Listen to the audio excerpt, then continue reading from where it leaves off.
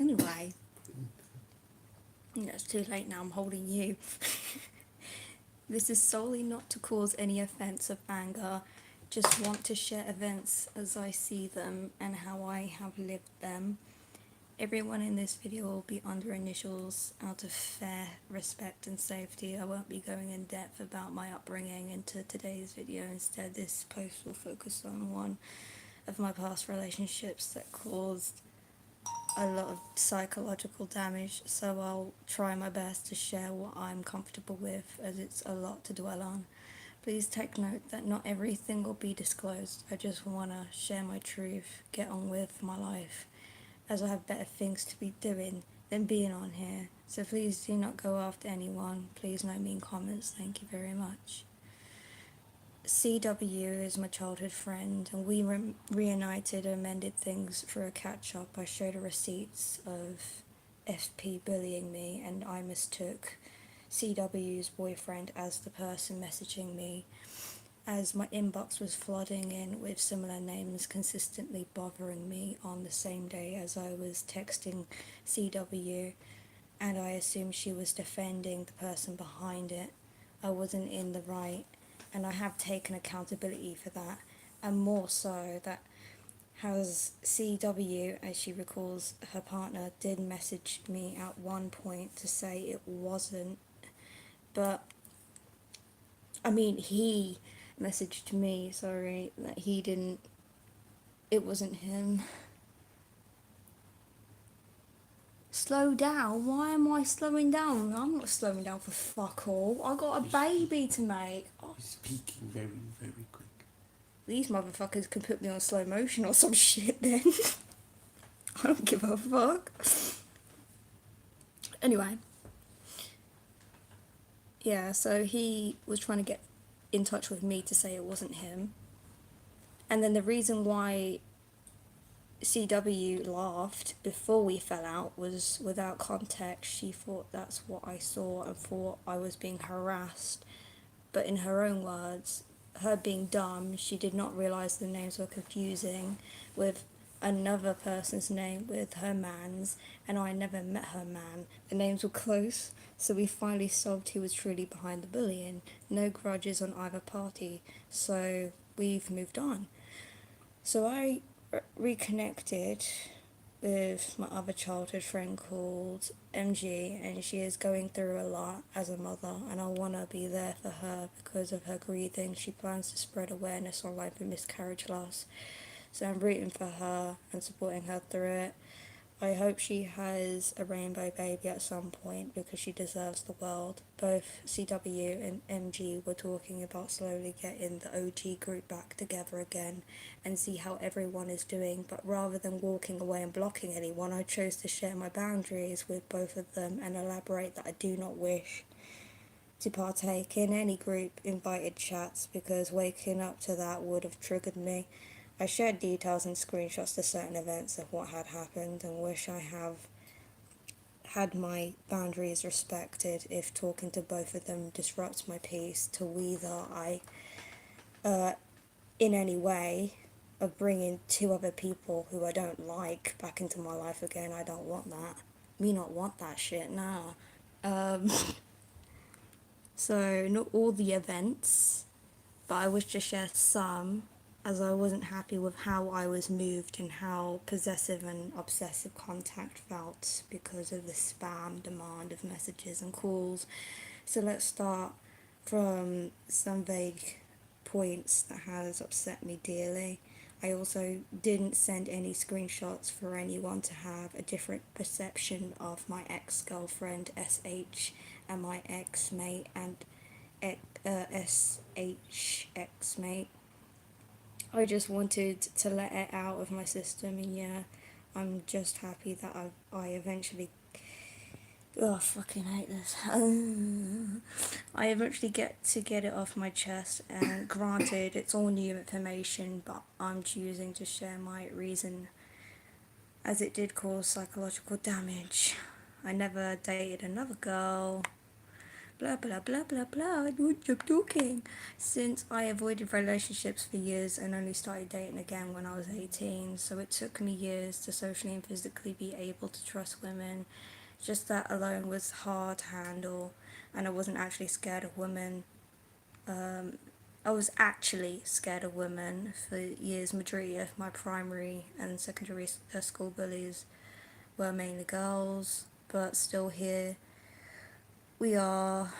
So yeah, so here we are. And my name is still in my ex-girlfriend's mouth, and every few years she calls back into my life. And I'm here to say my piece and honestly disgusted with it all and still want nothing to do with her. I'm so tired. Last time I heard from her was around 2020 or 2021 era. Made it clear that I didn't want her back into my life. Want her to leave me alone. 10 years. Just why? I didn't like associating myself with the main trio being C-A-S-H because the trio wasn't healthy. I recall a time when C came up to me to try and justifying why she had told A that she would expose my abuse. She said she needed to get A to delete a picture of C, so herself, and A often bragged about grabbing C's hair and pushing her to the floor in Woolwich once, which the friendship group were dissociated or getting up to their own things. I was abused in foster care.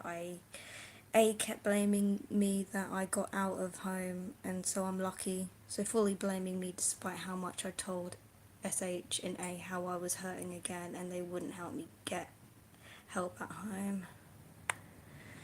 SH witnessed DL verbally, mentally abusing me. A tried making out that it was some kind of odd competition on who went through worse, so I lost respect for her. I asked CW if she recalled a time where I wasn't okay because I was feeling like offing myself, and SH tried following me into a science room that was left open. CW snapped at me because when she brought up A apparently feeling like that out of the blue too, I told CW let them then. I was angry because no one was listening to me. I gave up because the care company under Chrysalis at the time wasn't listening either. Fair enough though, CW is right. A didn't deserve to pass away, but CW wasn't aware of the context of me speaking like that because I felt defeated. A was the cause of mine and SH's breakup. I remember losing control and slashing my leg with broken glass. Scars are still there. And basically when SH and me were freshly dating, A randomly brought up a time that they kissed once before we even got together. A said she didn't like it and wasn't interested. Usually when I left foster care and school, I was excluded more from the pair. CH and A spent the most time behind closed doors at home, and I confronted SH about it and told her not to get angry with ZH as I'm grateful she trusted me enough to tell me. All I could tell my girlfriend was that I would be there for her when she was ready at her own pace to get the fuck out of that. Oh shit. I remember the day when I wasn't allowed to leave the office in school. I was waiting for police to see me. A and SH waited outside the office window on the same day. My father tried getting in through the entrance for safety measures. I was protected and hidden, but yeah, SH often babied me, and it did piss me off. And she tried to flirt with other people on purpose, even if it's SO, in an attempt to provoke me emotionally. It was a lot back then, even though I knew that she wouldn't have done that because she was taken, and yeah. It was a lot back then. It was always if I didn't answer right away, SH would act like this or worse, where she would compile ways of hurting herself or emotionally trying to tell me things she's been overthinking about. Not that it was my fault for her brain to gear turn like that. How else was I meant to grieve? I didn't even know what most of my own abuse was. I didn't know there was many forms. I didn't know what healing or grieving was. So adding pressure on me wasn't helping my healing journey. Anyways, the first day I left the group into another placement in care, I wasn't allowed to leave the home. I wasn't allowed to talk to anyone. I had no social media. I was isolated in a small box, no nothing, so I rebelled, fought for my rights. The old manager, M, left and I met JC, which is WC's ex, and she took over, so I challenged her and she liked me and we hit it off. And I managed to win my rights and send envelopes to the group and work around phone contact with SH, and I did all of that by myself, and I was only 15. I used to sneak on the PC to talk to my girlfriend, and that's when it dawned on me. I realised for anyone younger, I'm actually sad for kids who wouldn't dare challenge the system but instead live by obedience. SH called me childish for wanting time for myself. She even gave me a grapey manga book as a surprise for my 16th, which hurt. Nevertheless, we did have some good fun chats on the phone, but A would randomly stir up drama and threaten me, which of course I'm gonna kick off. I wasn't afraid of no cunt. SH told her, so A, to shut up on her end, and I ended up hanging up the phone, and that's when I hurt my leg. And still have the pics. As for childish, she was referring to my behaviour wanting space, so no, I don't think it's excusable. That wasn't justified one bit, and in my own fairness, I was forced to grow up in my parents' household, so getting to breathe and be whoever I wanted to be was the right time to be childish for 3 years. If anything, I deserve to spend the last 3 years of my life getting back what I lost, and I don't regret that. A lot. SH wrote down she would wait for me and she would only grew impatient as time passed because she was waiting to meet. So she went ghost on me and then half brushed me off out of pettiness, and nonetheless I left to it. I assumed SH was busy with college like I was, so I was thinking, oh okay, cool. I even said I'll wait and talk soon. And out of the blue, no signs of life. So I rang any number I remembered her having, and then her younger sister, ZH, answers, and then I ended up hyperventilating in my room, explaining what happened and broke down crying, wanting to talk to her, and I blacked out momentarily and hit the drawer and I had in my room and felt something run down my face and on my fingers, and I saw blood and was like, oh, I'm bleeding. And I started laughing, and I didn't wait in A&E, and I left and went back home because I was hoping for a phone call. I was wrong. And then randomly, SH rung me, and then she tried to force me to be friends with A, to which I said that wasn't happening, but she assumed I wanted her to end her friendship with A. But I never demanded or suggested that. I told her to, on repeat, she could be friends with whoever she wants, and that was her choice, not mine. But to try and force me, that just wasn't okay. Things were slightly okay, but quiet. Then when she was unavailable again by choice, SH that is, I had no one to talk to before I got my rights to use Wi-Fi. I had to run off and use college Wi-Fi and McDonald's Wi-Fi before I had access to the home PC Wi-Fi long-term freely. And during one of those college days, my friends wanted me to get Facebook, but I hadn't been on Facebook in so long, so I needed to make a new account. I went to use a new account, and one of my old accounts remembered me when I tried logging in. So I went on, and RC texted me, Natalie, is that you? So I ended up on the same night or whatever to run to McDonald's and grab some Wi-Fi, and when I was on video chat I was originally inviting anyone who was active And it so happened to be RC being one person asking how I was, how am I okay? I shared my stress, went back and forth, jokes aside, managed to feel distracted from my issues, and just having an old school friend felt good. So I edited a picture of police sirens and a caption with our face tied thingy saying it was worth it, which basically translates to it was worth running out of the home to get Wi-Fi to get escorted back home by police. But guess who saw my story when I posted that with no context, eh? So the next day, I woke up, went to go on the PC, then I saw SH basically wanting to break up with me and hoping to try again with me in a few years. Staff working there told me I lost spark in my eyes, and they were worried about me, about the screaming, curling up on the floor in my bedroom, throwing things that she gifted out the window, and the frame of me and my baby brother too when we were kids. Actively tried to end myself, and then after all those failed attempts and turning to other bad coping mechanisms, oh, where the fuck am I?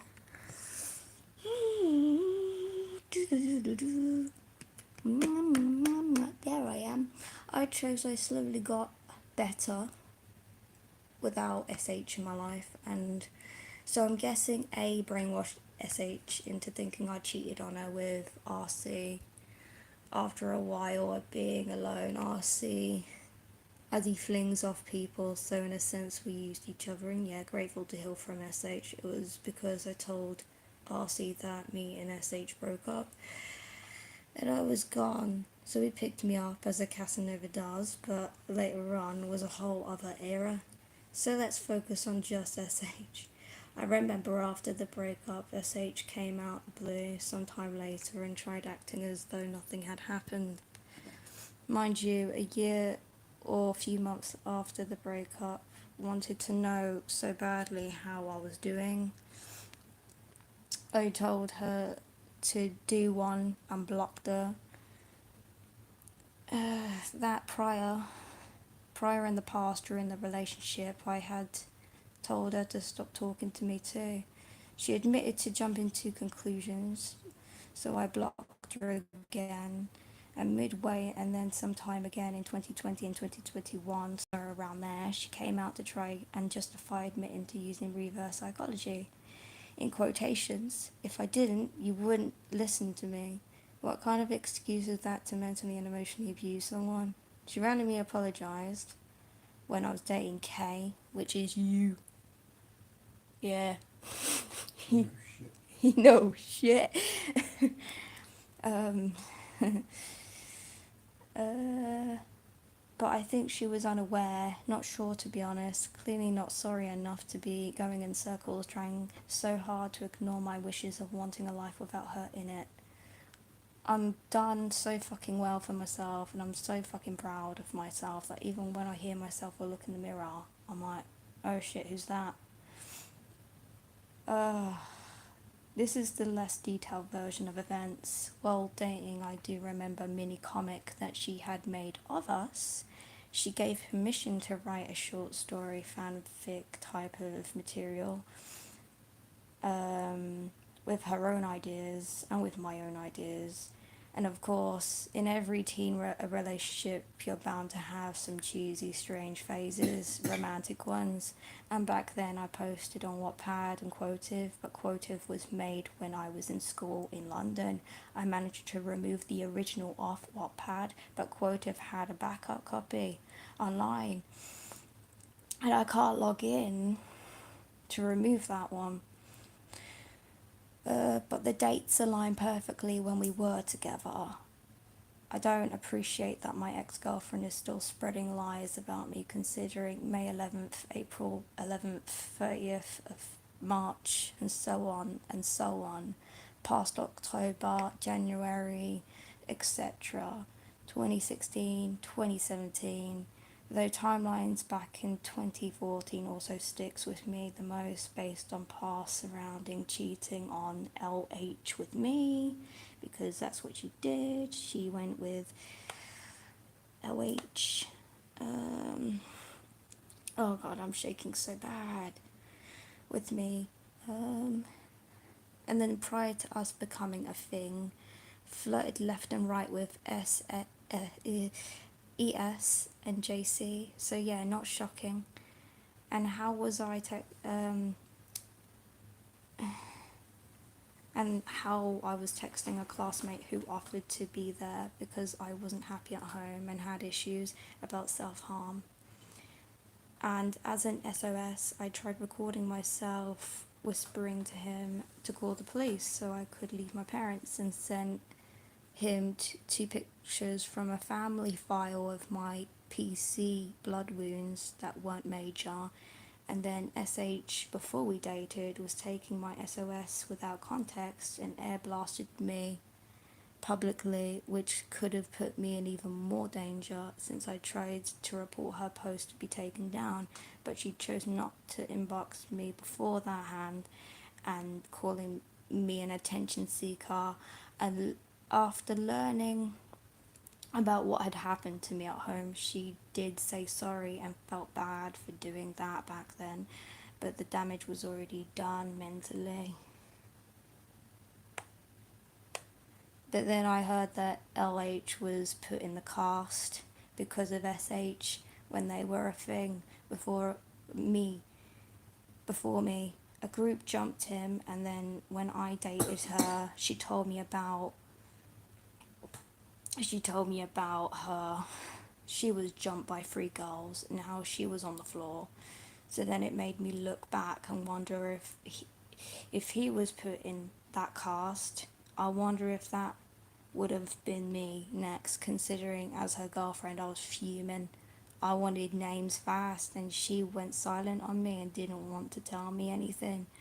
This and this and this and a lot more. From A and SH to having no boundary in objecting their friends, even if they're in a relationship or not, they would do this negatively instead of it just being a quick flirty joke or whatever.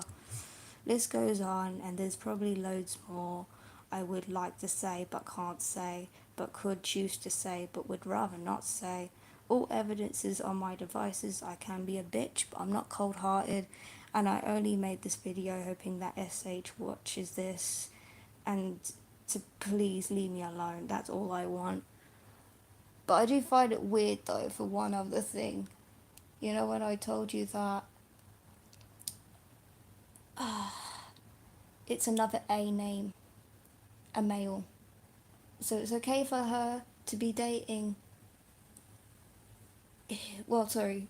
It was okay for her to be in a relationship with me. I was fine with her being friends with her ex. But if our friend was also an ex, which is another guy, which is RC, and that was the final straw for her to break up with me. Like, what the fuck? So weird. Oh my god. I did it. Oh, that's worth celebrating. 23 fucking minutes. Oh wow. I'm proud of myself. Oh, how do I end it?